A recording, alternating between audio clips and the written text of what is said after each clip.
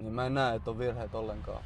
Mä näen, että on vaan, mä suosittelen sitä, että jos teillä on joku malli, miten lähtee tekemään rahaa esim. Netissä, niin Mä en olisi koskaan sanonut noita asiakkaita, jos mä en olisi... se on kaikista vaikein tapa tehdä helppoa rahaa. On tosi tärkeää, että pystyy oikeasti lopettaa sen duuni jossain vaiheessa. Tervetuloa Tuuristikin podcastiin. Täällä me kuvataan aiheena yrittäjyys sekä mitä se vaatii, jos sä oot jossain duunissa, tai sitten vähän sitä mielentilaa, mitä yrittäjän tarvii. Mennään. Tervetuloa Tuuristikin podcastiin. Tänään me keskustellaan vähän lisää taas yrittäjyydestä. Mä oon vaan Onni ja tässä on Johannes. Ja mulla on ensimmäinen kysymys sulle. Mitä yrittäjyys vaatii sun mielestä? Yrittäjyys vaatii paljon aikaa, vaivaa ja päänsärkyä. Ja jos et kestä sitä, niin älä kautta video loppuun. No mut hei, minkälaisia sitten tommosia häiriötekijöitä löytyy ja miten ne on vaikuttanut sun elämään? No niitä on kaikenlaisia, että on esimerkiksi sosiaaliset mediat ja kaikki deittisovellukset. Ja muutenkin kaikki mitä täällä niin ympärillä pyörii. Sä menet kotiin, sä suoraan vaan selaat puhelinta. Sä oot yhtäkkiä huomannut, että sä oot ollut 4 tuntia kattonut jotain TikTokia tai Instagramia. Niin mitä mä suosittelen tossa tilanteessa, jos toi on sinä, niin poista noi sovellukset ihan suoraan. Ne on niin isoja häiriötekijöitä sulle, että sä et pysty tekemään ikinä mitään duunia, jos sulla on noita sovelluksia puhelimella. Kyllä. Mulla on taas itellä semmonen sama juttu, että Tinderit, kaikki noi muijat vie paljon aikaa, ne vie rahaa, ne vie aikaa. Ja jos ei mulla ole sitä rahaa ja aikaa vielä jakaa, niin en mä halua koittaa saada mitään semmoista muijaa, jos mä pystyn olemaan tyytyväinen siihen parisuhteeseen loppujen lopuksi.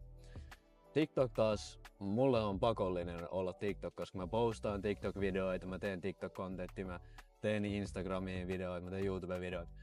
Niin se on aika tärkeä työkalu mulle se TikTok. Mut se, että mä pystyn vähentämään sitä, niin se on tosi tärkeää.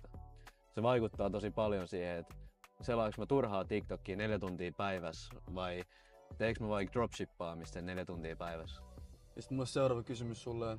Miten lähtee kehittämään alussa? Mun mielestä mielenterveys ja mielen vakaus on yksi tärkeimmistä asioista kaikessa. Se vaikuttaa sun koko elämään ja elämänlaatuun, joten se on semmoinen yksi asia, mihin kannattaa lähteä keskittyä ja koittaa rakentaa sitä parempaa mieltä. Ja siitä pystyy vaikuttaa, koska se miten sä reagoit eri maailman asioihin on ihan susta itsestä kiinni. Sun aivot päättää miten sä reagoit, jos sulle tulee joku epäonnistuminen. Lannistut sä heti ja aat silleen, että ei hitto, mä luovutan nyt. Vai mietit sitä mieluummin silleen, että mitä mä opin tästä. Kaikissa on aina jotain opittavaa. Se on se tärkeä asia, mitä lähtee miettimään ja rakentaa. Sun mielenterveys. Koska se vaikuttaa sun koko elämänlaatuun, ei vaan bisnekseen. Mutta jos sulla on hyvä mieli, niin sun business tulee boomaan. Kyllä mun mielestä se menee silleen, että esim. Mulla, niin mä en näe, että on virheet ollenkaan. Mä näen, että on vaan joko voitto tai sitten oppitunti. Että ajatelkaa niitä silleen, että opitte.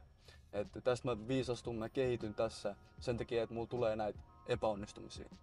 Ja pitäkää se mieli lujana. Ja mitä esim. Mä suosittelen just tuohon treidaukseen liittyvää, niin siinä se psykologia on tosi tärkeää ja se, että sä pidät sun ajatukset hallinnassa. Tuohon asiaan mä suosittelen, että lukekaa Trading in the Zone. Se on ollut tosi hyvä kirja ja se on tuonut paljon näkökulmia, miten ajattelee asioita just esim. Treidaukseen liittyen. Sä näet, siinä menee paljon rahaa ylös alaspäin ja sulla tulee niitä tunteita siihen peliin, niin se auttaa sua pitää vähän niinku sun ajatukset siinä kasassa. Ja muutenkin kun elämässä tulee setbackkejä, niin älkää ottako ja lannistuko niistä, vaan taistelkaa takaisinpäin. Ja oppikaa niistä. Kaikessa on aina jotain opittavaa. Jos sä teet jotain ja sä et onnistu siinä, niin sä teet jotain väärin.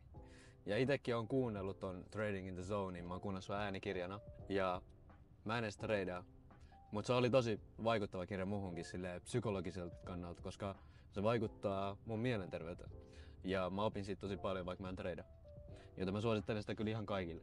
Sitten normitavat, mitkä auttaa sua just pitää sun pään hyvässä kunnossa, on se, että nukkukaa, syökää hyvin ja urheilkaa. Tosi tärkeää on se, että nukkuu hyvin. Mä en nykyään pärjää päivällä, jos mä en ole nukkunut yli 8 tuntia. Heti kun mä oon nukkunut alle 8 tuntia, mun aivot aina ei toimi. Mä oon tosi hidas, mä en jaksa tehdä mitään, mä laiskottelen. Se unen tärkeys on tosi vaikuttava. Ja varsinkin jos te olette nuoria, niin teidän aivot vielä kehittyy. Mullakin vielä kehittyy aivot. Ja se unenlaatu ja uni on tosi tärkeää. Menkää aikaisin nukkuu, olko luurilla silloin kun te menette nukkumaan. Se vaikuttaa siihen unen laatuun. Se unen laatu on se tärkein. Sä voit nukkua 7 tuntia, sun unenlaatu voi olla tosi hyvä. Mut yleensä jos sä nukut sen 9 tuntia, niin se on parempi kuin se 7-tuntinen hyvä unenlaatu. Sitten toinen asia, mitä mulla on vielä tuohon ajatusmaailmaan, on se, että ajatelkaa positiivisesti. Ajatelkaa hyviä asioita. Älkää ajatelko niin negatiivisesti. Vähän suomalaiset tykkää olla sellaiset, että ajatellaan aina negatiivisesti asioita. Mieluummin ajatelkaa positiivisesti, se vie sua eteenpäin tässä elämässä. Tosi moni on jumissa jossain ja ne aina sanoo, että elämä on pilalla.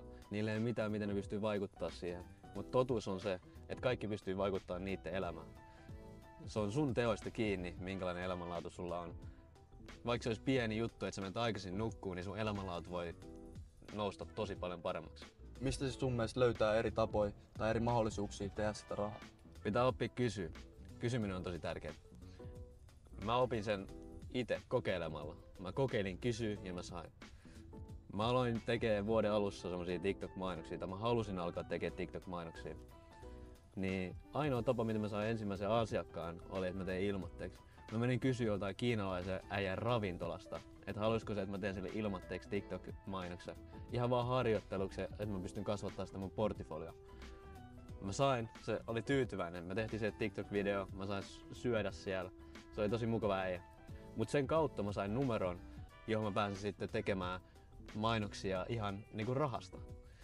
Ja me tehtiin niillä mainoksia. Jossain vaiheessa ne ei osannut arvostaa meidän mainosten laatua tai nähnyt sitä arvoa, mitä TikTok-mainoksissa oli. Meidän toi suhde loppu, mutta sen kautta myös me saatiin lisää asiakkaita. Ja sit mä aina ajattelen asiaa silleen, että kysy. Mä en olisi koskaan sanonut noita asiakkaita, jos mä en olisi koskaan kysynyt. Mä oon käynyt tekemään aika moneen paikkaan TikTok-mainoksia. Ja se on vaan sen takia, että mä oon uskaltanut mennä kysyä.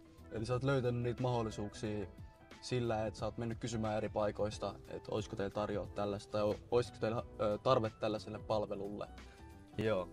No itse asiassa mä menen kysymään. Mä sanon niille, että onko teillä muuten TikTokia, ootteko te tehnyt TikTok-sosiaalista mediaa? Ne on silleen, että no en oo kyllä tehnyt. Mä kerron niille vähän, että okei, no siellä on tosi paljon ihmisiä ja mä oon tehnyt tämmöisiä videoita, jotka on saanut 400 000 ihmistä katsomaan mun videoita. Ja sitten on silleen, että wow, vitsi 400 000 ihmistä, tossa on pakko olla jotain asiakkaita. No onhan siellä, totta kai. Näyttökerroista ja kaikesta muusta kiinni, niin näkyvyys on aina hyvä. Oliko se minkälainen riski sit mennä niin kysymään sitä, oliko se jännittikö se tilanne vai oliko se silleen, että nyt mä vaan menen tekemään sen? Totta kai se jännittää aluksi. Aluksi ensimmäinen kerta jännitti ihan hirveästi. Mä jopa kuvasin sen. Onko sun vielä klippiä tällä? Katsotaan, jos mulla löytyy klippi, niin mä laitan sitä tähän videoon. Sitten se helpottui, koska mä tein sitä useammin. Sille ensimmäisen kerran jälkeen, niin mä uskalsin mennä kysyä seuraavaa. Ja sitten mä menin kysyä seuraavaa. Ja jotkut sanoi ei. No, se on hyvä oppia kuulla ei. Mitä sitten? Seuraava asiakas ja seuraava paikka. Älkää luovuttako siihen ekaan ei, koska niitä ei tulee aina vastaan. Ihan sama mitä te teette, niin te ette tule aina onnistu. Onko sulla jotain tämmöisiä kokemuksia sitten, että sä olisit päässyt kehittämään sun taitoa jotenkin sillä, että sä oot vaan tehnyt sitä? Joo, eli mäkin oon tehnyt treidaamista sen vuoden ajan ja siinkin tarvii sitä, että sä vaan jatkat ja jatkat ja jatkat. Vaikka sulla tulee häviöitä, vähän niin kuin joku sanoo sulle ei, niin mulla tulee niitä häviöitä. Ja sä et luovuta niissä, mietit miten mä voin parantua, miten mä voin tehdä asiat eri tavalla, miten mä kehityn tässä asiassa ja sit sä vaan jatkat eteenpäin. Mitä on semmoisia keinoja, missä löydät mahdollisuuksia ja miten sä oot oppinut löytämään näitä mahdollisuuksia tehdä rahaa? Mulla on ollut silleen, että verkostoituminen, yritän jutella monen ihmisen kanssa, yritän löytää samanlaisia kiinnostuksen kohteita ja sit vaan yhdessä lähtee kehittämään jotain tuollaista bisnestä.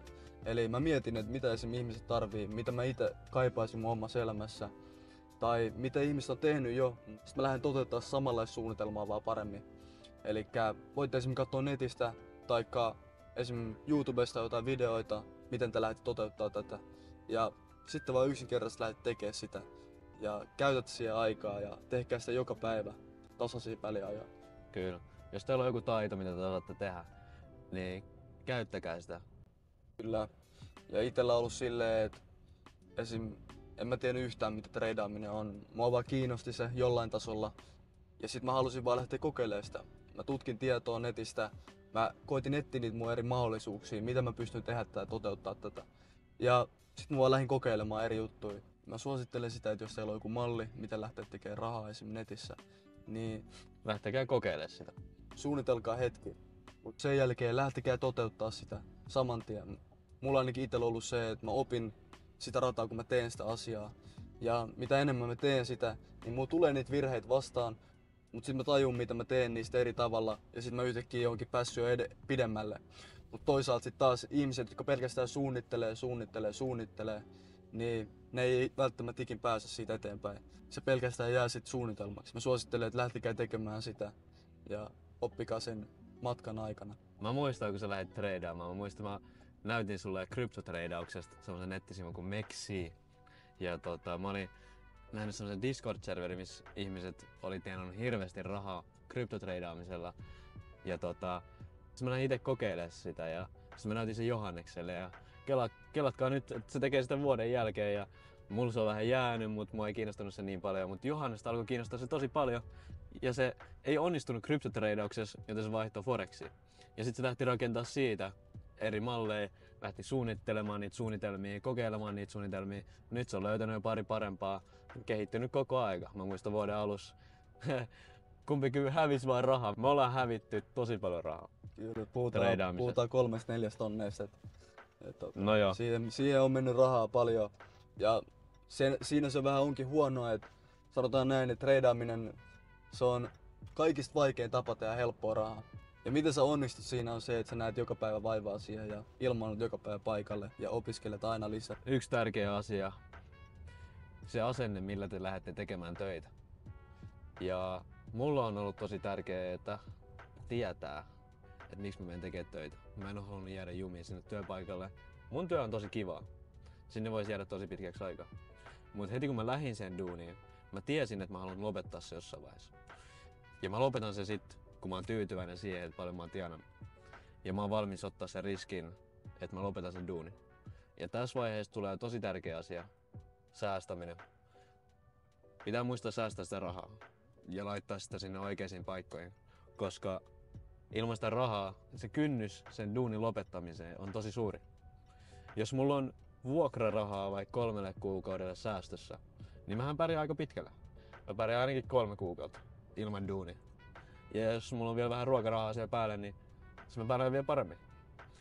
Niin se säästäminen on tosi tärkeää, että pystyy oikeasti lopettaa sen duunin jossain vaiheessa. Muuten te jäätte vaan siihen rotonloukkuun, että te käytätte rahaa, sit jos te haluatte lisää rahaa, niin teidän pitää mennä takaisin siihen töihin. Ja sit se vaan jatkuu. Teillä pitää olla se suunnitelma, että te lopetatte sen duunin joskus, jos te haluatte oikeasti kehittyä jossain asiassa. Tai jos te haluatte niin rikastua, niin menkää sillä asenteella töihin, että tienatte jonkun verran rahaa, että olette tyytyväinen siihen ja sitten lähdette kehittämään sitä asiaa, mihin tarvitsee sitä rahaa. Ja totta kai sitä voi tehdä samaan aikaan, kun olette töissä.